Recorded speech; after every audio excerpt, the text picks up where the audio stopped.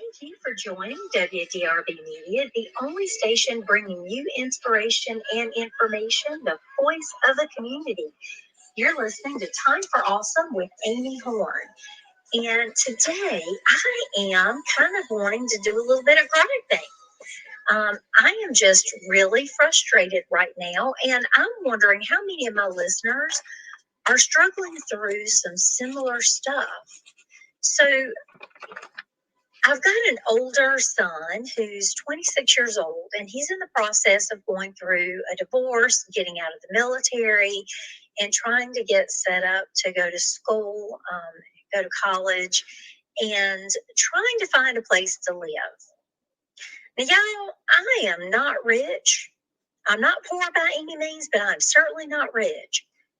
But I just got to understand, you either have to pay a ridiculous amount of money to get your kid moved into a rental place as a student, or you've got to co-sign with them. So we're talking a young adult, 26 years old, that is either required to have a co-signer or they're required to pay 3 months rent in advance to get a place to live. So then it's okay, they've got to be signed in and enrolled in school to find a place to live. Well, y'all, I just got to tell you, I'm not okay with this. It is not sitting well with me.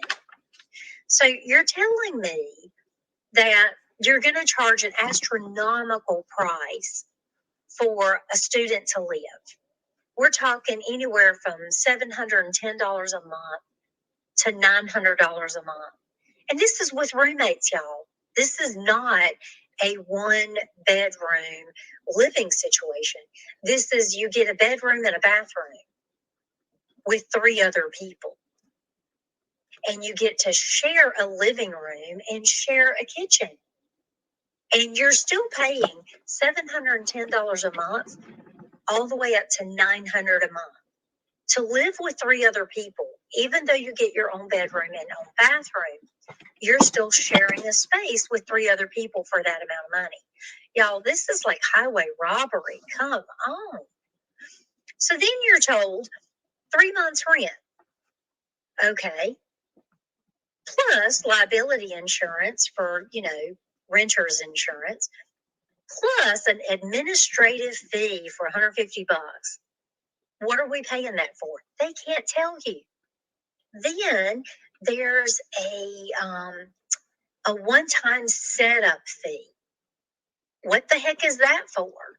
So you're wanting me to pay a setup fee. You're wanting me to pay an administrative fee. Oh, yes. It's $60 to hook up the utilities. The utilities are already hooked up, y'all. You have to push a button or flip a switch, but they're already there.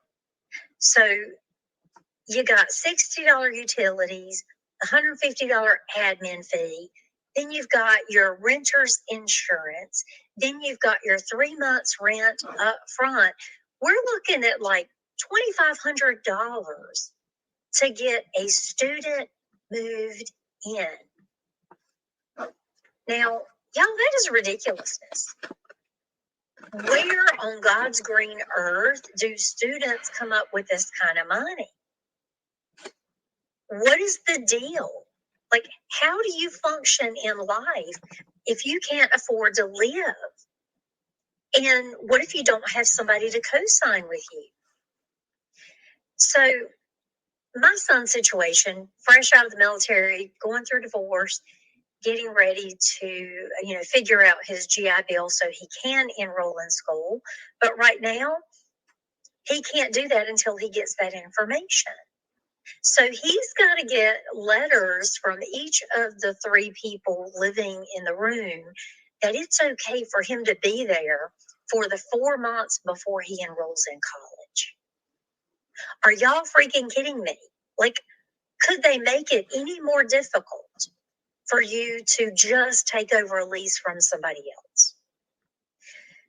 So, y'all, I want to know how many people struggle through these type of situations. Like, comment. oh my gosh, who can come up with $2,500 as a young adult without a parent? So let's fast forward to the parent. Here we are trying to pay our bills, trying to make our living, and then we're going to have to spend this money. So y'all, this is adding up even more so. So I got to fly to get my son, and that's a flight to Tennessee. So you're looking at $250 one way to get to my son. Then we're looking at $800 to rent a U-Haul. Just to rent the U-Haul. That doesn't include the gas for the U-Haul to get us from Tennessee to North Carolina. Then you're looking at a hotel night or two to wait to get into the apartment complex, plus food. So we're looking at a good $5,000 by the end of just trying to move one kid onto college campus. Now, y'all, I'm sorry. I just don't see how this is a feasible way of doing things.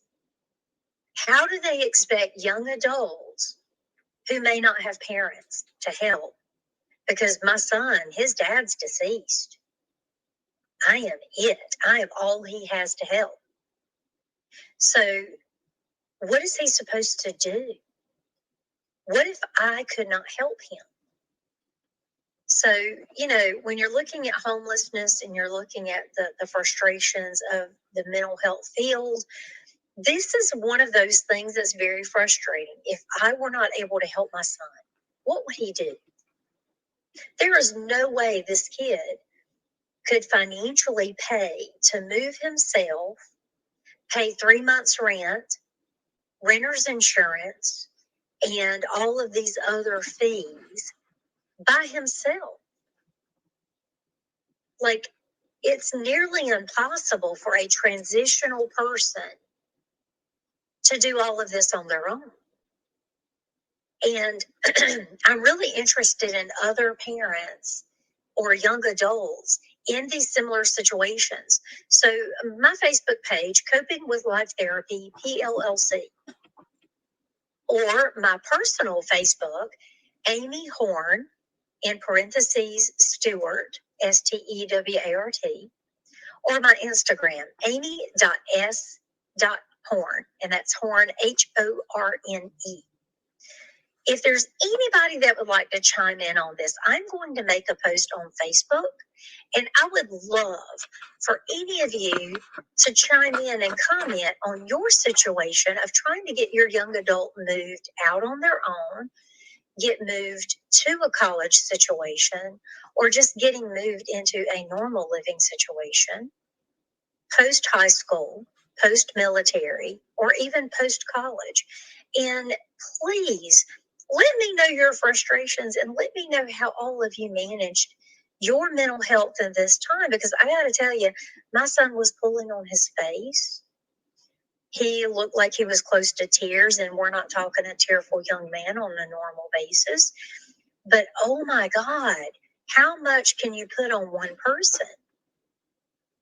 Not to mention the mental health aspects of it. My son does have a lot of stress and anxiety, a lot of post-traumatic stress disorder from losing a parent who was also an addict, in addition to being in the military. So when you add that aspect to it, how do we expect these young adults to function in society if we make it as difficult on them as we possibly can? Not just the mental aspects of an application, but then you've got a credit check, you've got a background check, then you've got, the application process, and then you've got the moving process, and then the financial process. And it's a lot more than a normal person can handle. But then you add someone who's got mental health stress, mental health illness or diagnoses, or just someone who is functioning in life the best they can. Then let's add the aspect of an emotional support animal, Or if you have a service animal, then you've got your $350 deposit plus your monthly fee to have a pet in that living environment. So, y'all, please reach out to me through Facebook or Instagram and let me know what you're thinking. My email for WDRB Media is amystewarthorn@gmail.com. And that's STEWART and Horn, HORNE. You can email me as well. But I would love to get people's input. And if you would like to be interviewed with me on WDRB Media or even on my Mental Health Moments podcast, please reach out so we can have a little more discussion about this topic and how it's really affecting our young adults trying to become independent of their parents and the stressors on the parents who are barely making it on their own, much less trying to help a young adult get moved out on their own. So please chime in. Thank you all for joining me on WDRB Media every Monday at 1:15 p.m. on Time for Awesome with Amy Horn. Until next week, y'all go be awesome. Follow me on Facebook, Amy Horn, LCMHC, LCASA, CIMHP, MFT, or follow me on Instagram, amy.s.horn. If you'd like to email me, my email is amystewarthorn@gmail.com. AMYSTEWARTHORNE@gmail.com. If you would like to see if I can help your marriage, reach out to me at Coping with Life Therapy Amy Horn @gmail.com or call 910-658-7434. I would love to help your marriage heal. A singer in a smoking room. Smell wine and cheap perfume. For a smile they can share the night. It goes on and on and on and on. Strangers waiting up and down the boulevard. The shadows searching in the night.